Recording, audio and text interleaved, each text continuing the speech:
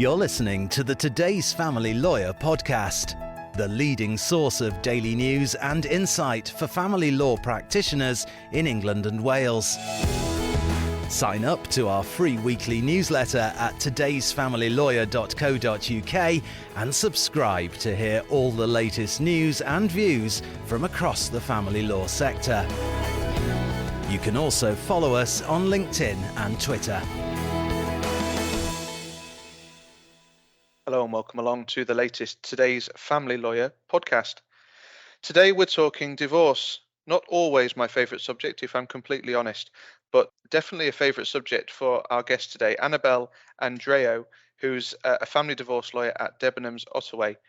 Thank you so much for joining the podcast. Thank you for having me, David. Nice to be here.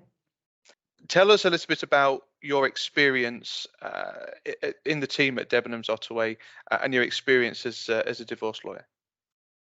So I joined Debenhams Ottaway in April 2021 after qualifying in August 2020. So I was quite junior when I joined the team. So for quite a few months of that start period, I was finding my feet still. And that's when I really started doing more finance work within divorce. So doing financial proceedings, negotiations to try and reach a settlement. I also started doing things such as prenuptial agreements and postnuptial agreements. And I also do quite a lot of children work as well. And that's where there's often disputes between parents, sometimes even when grandparents are involved as well. And again, trying to reach a settlement to help them move on and find an arrangement that's best for the children. I said with my tongue in my cheek that divorce isn't a favourite subject of mine. I mean, ultimately, as family lawyers, it's something that you have to deal with on a pretty regular basis. Today, we're going to talk about a concept that you've described to me as a good divorce. Perhaps as family lawyers, you guys would better understand that. But for my benefit, could you give me a bit of an idea about what a good divorce means to you? So I would probably say it's one where everything stays calm and the temperature is relatively low. And I think it's not necessarily what it is, but more what it looks like. And a good divorce will look like one where the parties retain an element of respect and patience towards one another. I think patience is really key because one party will always maybe be in shock about the divorce. They might not be able to keep up with the speed that the divorce is running at. And there's also quite a lot of admin when getting a divorce, especially when you're dealing with the finances. And that will usually have to be getting all your paperwork in order, sending that maybe to a solicitor or a mediator, depending on who's assisting you. And sometimes parties can find that stressful. So being able to have patience for that other person so that they can get their stuff together is really important. I think another feature of what it looks like as well is definitely non-litigious. We're not going to court if we're having a good divorce. So you might be going to mediation to resolve the negotiations and to reach a financial settlement. Equally, you might be doing it through solicitors. And just because you're doing it through solicitors doesn't in any way mean it's acrimonious. You're just having support of an independent legal advisor. And probably the final thing that it looks like, it's constructive. You are thinking about moving on and taking the next step as, individuals rather than a couple. And that's a really big part of it. You're forward thinking. It's not about winning. It's not about points here and there. You're thinking about moving forward together. This might be a controversial question. We're only a few minutes into the podcast, so why not? Are all family lawyers looking for a good divorce? I think that's quite a big question, really, because you would like to hope that most divorce lawyers are looking to assist their clients with a good divorce, because that's what our code of conduct, which is called resolution, that's what it encompasses. Because a divorce is not about us, it's about our clients. We're just the facilitators because we're the one with the legal knowledge and we know how to execute that. But a client's divorce has nothing to do with us whatsoever, because we're not the ones who live through this every day, and we're not the ones who live after this. I mean, from a commercial perspective, usually a good divorce is a relatively shorter and smaller piece of work because there's no need to go to court. And some would say that, you know, going to court is where fees can be charged. So yes, commercially that can sometimes have a hit, but at the same time you need to be thinking in a different approach. You need to think holistically. So making your client feel supported and knowing that you're trying to do this in a constructive way to help them in the long term, and also help their children if they've got children, that can be a commercially different point of view, because that's how you make people feel confident in you, and they might refer you to people in the future. So I would like to think that all lawyers are encouraging and promoting of a good divorce, but at the same time, it's what's right. And this is quite a hard area of law to practice in, and I think you need to be doing this knowing that you are genuinely trying to help people in what is such a difficult circumstance. There's a whole range of emotion that goes into a divorce, and I wholeheartedly accept that a good divorce looks like an even temperature, a non-litigious event. However, the reality is that there are so many scenarios in which a good divorce presumably just simply isn't possible. Oh, absolutely. I mean, I think the obvious one at first would be where there is a history of domestic abuse in the relationship, and however that looks like, that might be financial abuse, that might be coercive and controlling behaviour. Because in those situations there will inevitably be some sort of power imbalance, maybe a good divorce just isn't achievable, and maybe you do need to be completely separated. Maybe you cannot communicate with one another. All communications are to go through solicitors. You can't even think about the idea of going into mediation together. It's just not going to be possible. But it doesn't mean to say that you need to go to court to resolve matters. But what it will mean is that you are just entirely separate. You are not doing this divorce together. You are complete individuals, and you are just trying to move on with this and get as far away from your spouse as possible.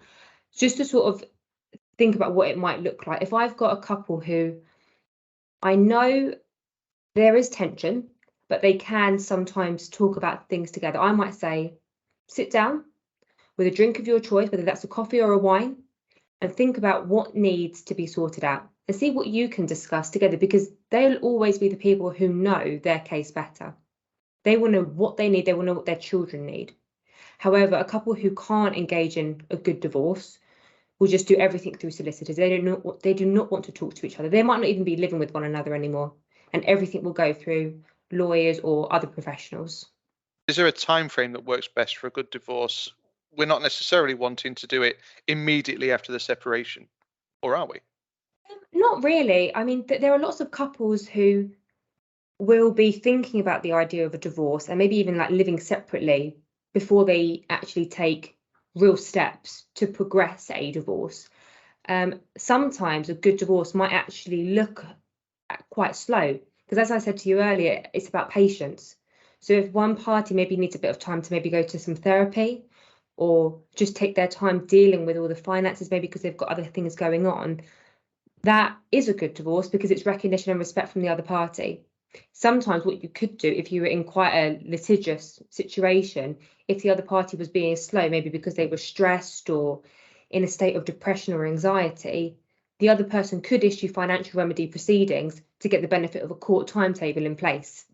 Now, I would say that's probably not a good divorce because you're now entering litigation. So there is no timescale, and it's about how it feels. How does this divorce feel? What is the relationship between the parties like? And then there's got to be a recognition of real life happens in the background. I had a case recently where things were moving at quite a quick pace, and then one party, her mum had a fall, and she had to go and look after her mum and assist her mum with moving into a care home. And that's why, because that's real life. And fortunately, the other party just said, okay, fine, you're going through a lot, let's just leave it for a few weeks. That is a good divorce. It's how it feels, it's how it looks. It's not about timescales. What about blame? Because we've had the no-fault divorce legislation come into effect. Does the fact that we no longer need to assign blame help with a good divorce? I think it can. And I think the fact that you don't have to write a petition with, 5 or 6 reasons is helpful. That being said, I think it can be a bit compressive in the sense that people used to find it quite a cathartic process, and now they're looking to sometimes apportion blame elsewhere. So in the Form E, section 4.4 is about conduct, and very rarely do we actually complete that because the threshold is so high. Now, there might be within the Form E other ways that you could maybe say about the relationship generally. And because clients no longer get the opportunity to set out why they're getting a divorce and whose fault it was, that in inverted commas, they now feel that they need to get that in writing elsewhere. And I think if you're a lawyer advocating for a good divorce, you need to remind them that that's not what we're here to do. We're forward thinking, because in most cases, it's about the parties' needs and helping them to move forward independently. We're not looking back, we're looking forward. And so I think if you're a lawyer promoting a good divorce, you will encourage your client and support your client to not use any part of the divorce or the financial settlement work to start finding blame and to start writing blame as well.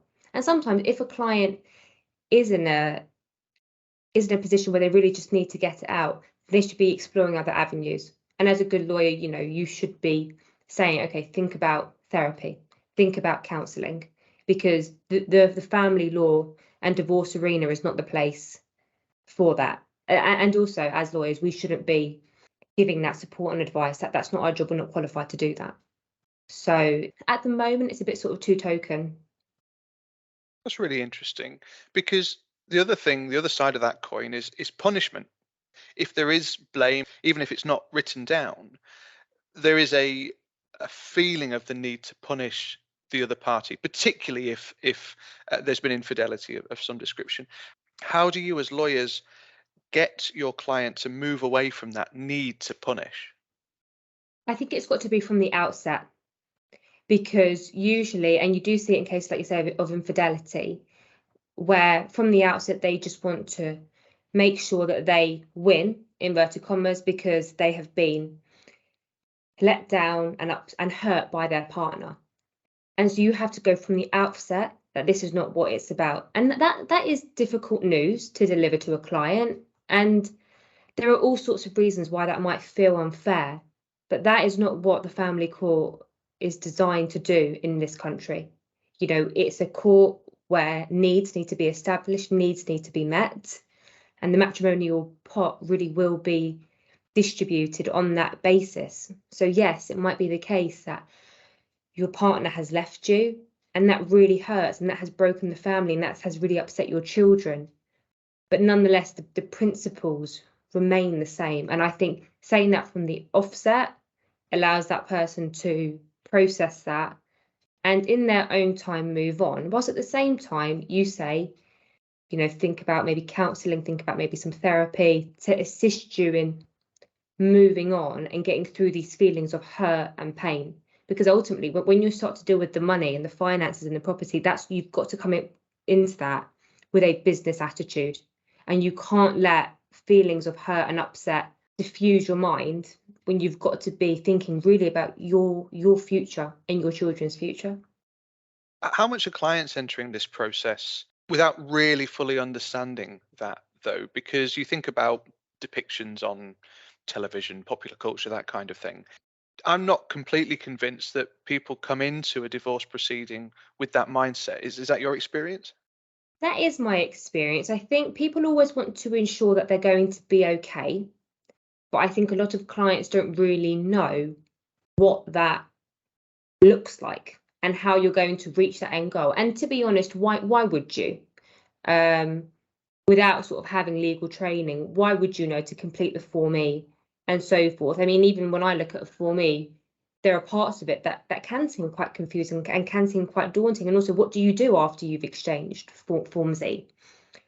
I do think as well, now that divorce is so easy online, because a lot of people used to come to a lawyer to do their divorce, that's when you've got the advice about how to deal with the finances. But now that people are just doing their divorces online, there is no real, okay, now you need to deal with the finances and this is how you do it. And there's all sorts of discussions between them, and there's lots of literature online about how this can be best be addressed. But I do think clients don't ever envision how difficult a divorce can be. And I think sometimes you never know how your spouse is going to react. You might have been with your spouse for 20, 30 years. And then when we start talking about money and property, that might be a totally different feeling altogether. They might have totally different attitudes. And that's sometimes when it can be hard. And that's why we just need to think, what are we trying to achieve here? What do we want to do in the long term? You talked about the fact that you have worked on prenups and postnups. To what extent are they preparing the ground for a good divorce? They set out, I guess, a first basis of understanding of what the other person's financial situation is. I will see lots of couples who are divorcing where they don't really understand what the family finances are. They don't really understand what their partner has. So first of all, I guess by doing the prenuptial agreement or even a postnuptial agreement, it opens up the way for transparency. You know what there is and what the other person earns. I think it also sets out in advance, in the event that you do get a divorce, what is the outcome going to be? It's hoped that there is going to be no litigation because you've already set out the foundations. Now, yes, there's every possibility that the terms need to be altered and adjusted because maybe things change. But at the same time, all well-prepared prenuptial agreements should have a review clause where you review in the event that you've got a child, if there's a change in health, if there's a change in finances. But ultimately, what you should be doing is being ready to transfer your prenuptial agreement into a financial consent order. So you should be taking out that negotiation stage, you should be taking out that litigation, absolutely, and you should be able to deal with the matter quite constructively and quite amicably, and again with respect for one another. This is what you agreed and this should now be executed. So it takes away sometimes the nitty-gritty and knotty area that we all fear could happen at any time if the temperature changes and if there's a switch in the feeling. You touched on the way in which a good divorce has got positive and negative commercial ramifications for lawyers. It could take longer, it could be quite a short process. What other commercial considerations are there around promoting good divorce within the family team? It's an element of knowing that you're doing right. And I think that can bring a great deal of positivity within to your team. And I think when you've got a team who knows that they're working for the best interest of their clients, they're working in a positive and respectful way to their clients, that makes it for a brilliant workspace. And I think if you've got that, that really retains your talent as a team because you want to work there and you want to continue bouncing off one another's positive energy and one another's successes. And I think that in turn goes to then how you recruit talent as well, because you can honestly say that you are a positive team who work in a constructive and amicable way. And that also shows as well with your competitors. The family law circles and the family team across the country is actually quite small. Everyone seems to know everyone, especially when you're working in a county. So I work in Hertfordshire and there are quite a few big teams and we all know one another. And it's brilliant when you can have a good relationship with another competitor. So if you're known to be an amicable and sensible lawyer, that means, you know, you will be working with someone else who might share that same value and you can both work in a way that reaches a conclusion and both of your clients are happy. I think that's got what it's got to be about. And equally, yes, that then might fall its hand into recruitment. Someone might say, I want to join that team. They always seem to be working really well with other lawyers, working well with their clients. I want to be part of that. Is there a real scramble for talent in family law? I mean, you look at some of the other areas of law and the recruitment challenges. Listeners to the podcast will be aware that we have a Today's Conveyancer podcast, and conveyancing in particular is really struggling to recruit talent at the moment. Is there that challenge for talent in the family law arena? I wouldn't say there's that struggle for talent. I think because it's such a competitive area, it's more retention. And because there are so many brilliant family law teams now, yes, maybe because of the emphasis of the good divorce and with real pushes and support from resolution that we've got, there is a brilliant range of scope. and talent within this area. So it's just about retaining that. And again, that's why it's got to be on family law teams and family law partners to really promote that success and positivity within their own group and leadership. We're recording the podcast a week before Resolution's Good Divorce Week, which I know you are supporting, Annabel, and I know Debenhams Ottaway are supporting. How important is that as a message to the family law community and educating the wider national community? It is really important because it shows what we're about as family lawyers and what we're committed to. The resolution code of conduct is really important in reminding us and almost grounding us really what it is we do, who we act for and why we do it. And that really comes down to quite ethical questions really about best interest of your client, ensuring that you can help them move on, and promoting and supporting their children. Even if you're not working with a divorcing couple about child arrangements because they've been able to deal with that, there's still got to be that recognition that they've got children and that those children need to be supported. So having this national campaign about a good divorce and why it's important and why it should be celebrated and emphasised is massive. And I think as well, it will give clients an opportunity to realise that their lawyer will be supporting them. I still do believe there is a somewhat negative stigma about some lawyers.